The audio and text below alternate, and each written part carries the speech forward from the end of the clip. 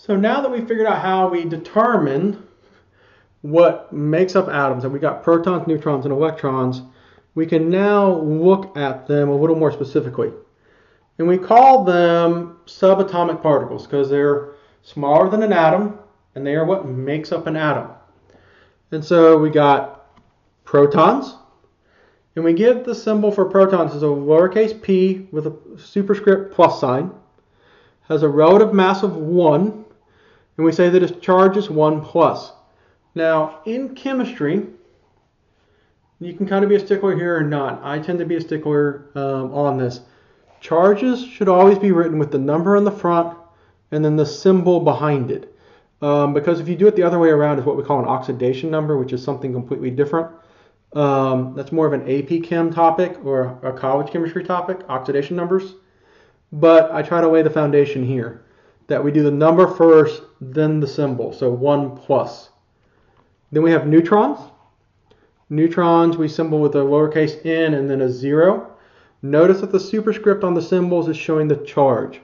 A plus sign for the proton, a 0 for the neutron because it has no charge.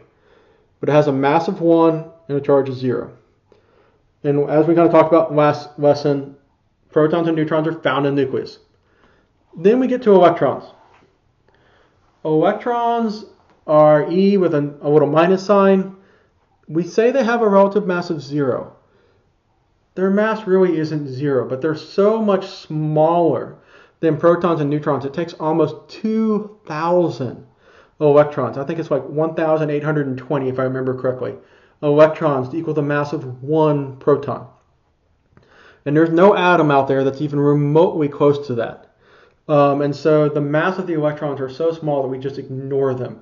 Just kind of like when you write on a piece of paper, the ink that you're writing on the paper has what mass? It adds weight to the paper. But it's so small compared to the mass of the entire sheet of paper that we ignore it. And the same thing here with electrons. We can ignore the mass because they're so small. They have a charge of 1 minus and they orbit around. So these are the parts that make up an atom, but to be honest with you, we've got to be able to get the information about the atom. We need some way of figuring out how many protons, neutrons, and electrons an atom has. And we get that information from the periodic table. Here's a very basic sample of what a periodic table cell or block would look like. You have the element symbol in the middle. So this is carbon, capital C. We have what we call its atomic number on top. That is the number of protons. And then we have the atomic mass on bottom. And the atomic mass, once again, think about what has mass in an atom. The protons and the neutrons have mass. So the atomic mass is the sum of protons and neutrons in an atom. We'll get to why it's a decimal number later. But for our purposes right now, we round it off to a whole number. So right now we would say that the atomic mass of carbon is 12. So element symbols. Element symbols are either 1 letter or 2 letter, and you have to learn these. In your workbook, you'll find a list of what I think are the most important elements to learn. I have them grouped in 3 groups because that's how I give it to my students. I give them the first group, and they have to memorize those, and then I add the second group, and they have to know both the first and second group. And I make them do that, and then I test them, and then I make them do all 3 groups and do it that way. And that's kind of why it's written that way in your workbook. But so element symbols are 1 letter or 2 letter. It is critical that if it is 1 letter, it's written in uppercase. If it is 2 letters, then the first letter is uppercase and the second letter is lowercase. This is important so that when we're writing formulas, we know where one element begins and the next element ends, so that we can delineate between them. Okay? A lot of element symbols match up pretty well with their name. That we've got nitrogen, oxygen, fluorine, hydrogen, helium, neon, argon, chlorine, sulfur, and phosphorus. Those all make sense. But it's not always the case. We have things like sodium, whose symbol is Na. We have things like gold, whose symbol is Au, or in this case, we got also silver's Ag, mercury's Hg. The elements that have weird symbols are there because they've been known for a long time. And so their symbol generally tends to match their ancient name. Like sodium used to be known as natrium. Gold was aurum. Silver, argentinum, that's where we get Ag. Hydranium, something like that, is mercury. I'm blanking on that one. But then symbols come from their old names. Okay. So as I stated earlier, the atomic number is always, and I mean always, equal to the number of protons. Oxygen has 8 protons, no matter what. You could have 0 electrons, 0 neutrons. It could have 1 billion electrons, 1 billion neutrons. If it has 8 protons, it is oxygen. Always and forever. The atomic number, that number of protons, is kind of like the element's fingerprint. It's immutable. It cannot change, no matter what. Okay? And then we can say for a neutral atom, which is most of the atoms we run into, we would say that the protons and electrons are equal. Okay? How do I know that most atoms that we run into are neutral? Because we're not getting shocked everywhere we go. Okay? So when I touch my computer, when I touch my desk, they are solid and they don't shock me because the protons and neutrons are the same. Okay. As I stated earlier, the atomic mass is the sum of the protons and neutrons in an atom. When determining the number of protons and neutrons, round off the atomic masses to the nearest whole number. So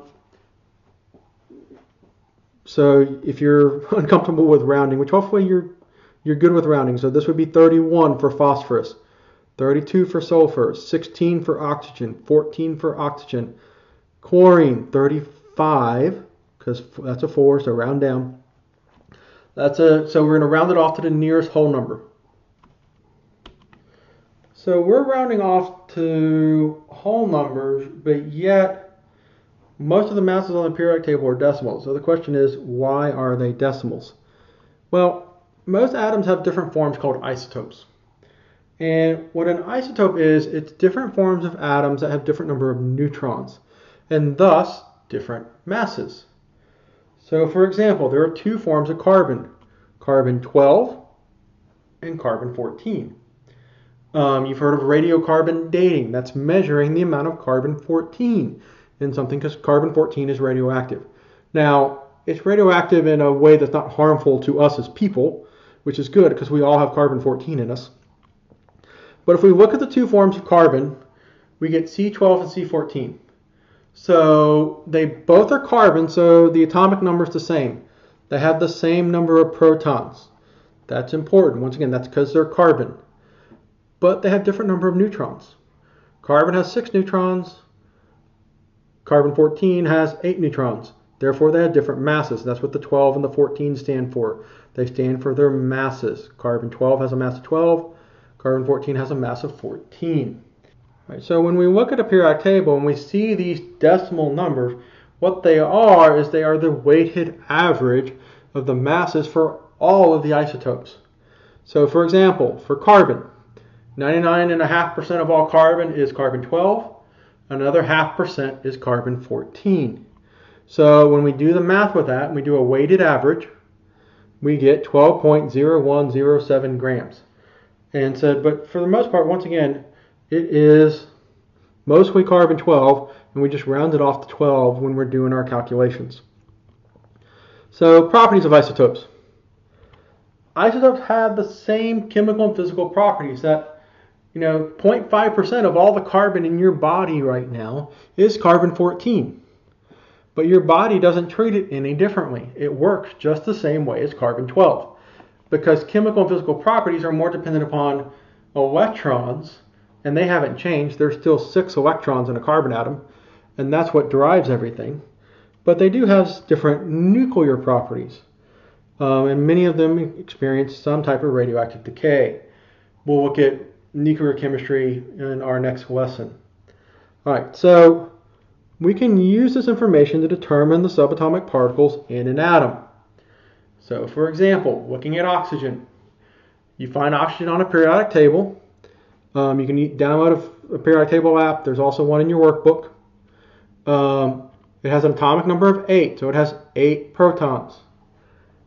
Protons and electrons are generally going to be the same. We'll get to the exception here in a minute. But so it will also be 8. So 8 protons, 8 electrons. And then we look at the mass on the periodic table. Oxygen has a mass of 16. 16 minus 8 gives me 8. All right. Here I have an isotope, iodine 128. So sometimes you're given the mass, like in this example. The example, you're given this mass, 128. Down here, this is a different way of writing it, but this is the mass, 109. When you're given the mass, you're going to use that mass to determine the number of neutrons. When you're not given a mass, you use the mass from the periodic table rounded off to a whole number. So that's the distinction there. So if I give you the mass, use that one. If I don't give you the mass, then use the one on the periodic table. All right, so iodine's number 52 on the periodic table. So it has 52 protons, 52 electrons. Then you do 128 minus 52, and you get 70. Actually, that should be 76. So typo there. And so that would give you 128. Sulfur, same thing, 16, 16. And then 32 minus 16 is 16, because I'm getting the mass from the periodic table. And then finally, this is how we write things in nuclear chemistry, where you have, this is the atomic number on the bottom, this is the atomic mass on top. And so it gives you simply 47 and 47, your protons and electrons, because that's your atomic number. Then 109 minus 47 is 62, and that gives you your neutrons. Now, the other type of, so isotopes are our first type of exception to atoms. The second type of exception is what we call ions. See, not all atoms have equal numbers of protons and electrons. When they're not equal, the atom is called an ion, and it will have either a positive or a negative charge, depending upon which it has more of. Okay? And charges are always written as a superscript, indicating the charge. Sodium can have a 1+ charge. Notice with the Na and the Cl, I don't have a number written, because the 1 is assumed. Just kind of like in algebra, when you write x, it's understood to be 1x. So in this case, when I write a plus or a minus sign, it's understood to be a 1. So sodium 1+, Al 3+, oxygen 2- or O2-, Cl 1-. And so that's how you would write charges. Now, remember, protons cannot change. They are the same. So we have to look at the difference, but protons cannot change from what they normally are. Whatever that atomic number is, it has to stay the same. So no matter whether you have a positive or a negative ion, it is the electrons that change. If you have more electrons and they're negatively charged, that gives you a negative charge on your ion. If you have fewer electrons, you've lost some, then that means you have more protons and they're positive charge, and that gives you a positive. Okay, so it's the electrons that change. That is critical. You cannot change that proton number. It is sacred. Do not touch it. Okay, because oxygen, its atomic number is 8. It must have 8 protons. It's the electrons that change. You gain 2 electrons to get 10 electrons total. Gives you oxygen 2-. That's what oxygen's charge is as an ion. Okay, that is critically important. Same thing with silver. Silver is atomic number 47. Boom, protons, does not change. But when silver forms a positive 1 charge, it has to have 1 less electron. So it only has 46. Same thing with calcium. All right, so we'll pick up with nuclear chemistry in the next lesson. Look forward to seeing you there.